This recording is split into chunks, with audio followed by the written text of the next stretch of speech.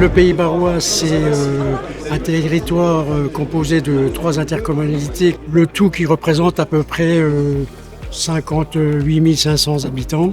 Nous travaillons sur un plan climat territorial depuis 2014.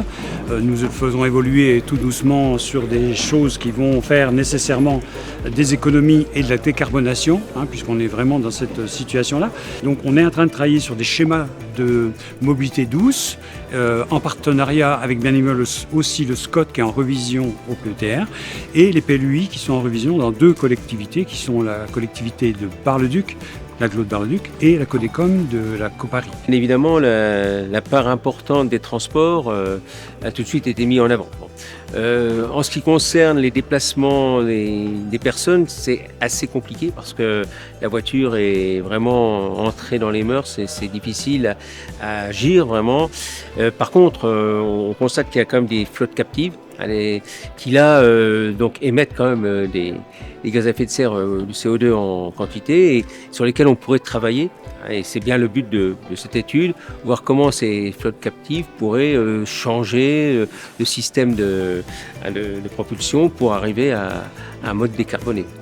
Donc le Pays barrois a décidé d'organiser ce séminaire pour poursuivre le travail qui a été engagé dans le cadre du plan climat territorial sur les mobilités durables. Et l'idée aujourd'hui, c'est de travailler sur les véhicules thermiques afin de proposer des pistes de reconversion des flottes de véhicules, alors soit liées au transport de marchandises, soit de personnes auprès des entreprises du territoire.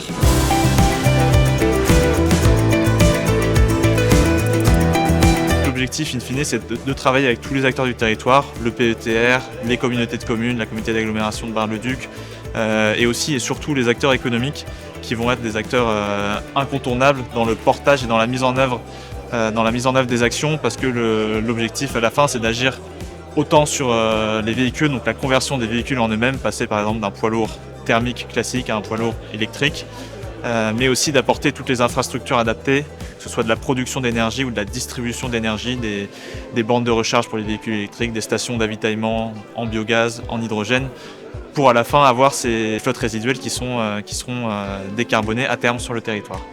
Et j'accompagne les entreprises de transport pour décarboner, mais aussi les élus pour décarboner leur collectivité. Et tous ensemble, tous ces acteurs, on les met autour d'une table pour ouvrir des stations de multi-énergie avec des subventions à l'acquisition et on les accompagne pour décarboner. Ça servira aussi naturellement aux acteurs privés puisque ces études-là sont faites pour permettre à l'ensemble des acteurs d'un territoire, que ce soit des collectivités territoriales, que ce soit des entreprises, des logisticiens, des transporteurs, d'avoir accès à la bonne information, de savoir ce qu'il convient de faire, à quel prix il convient de le faire, quelles sont les aides qu'on peut mobiliser. Donc ce sont des renseignements très pratiques qui permettent d'aller de l'avant pour aborder la question de la transition énergétique, la décarbonation des transports. Voilà.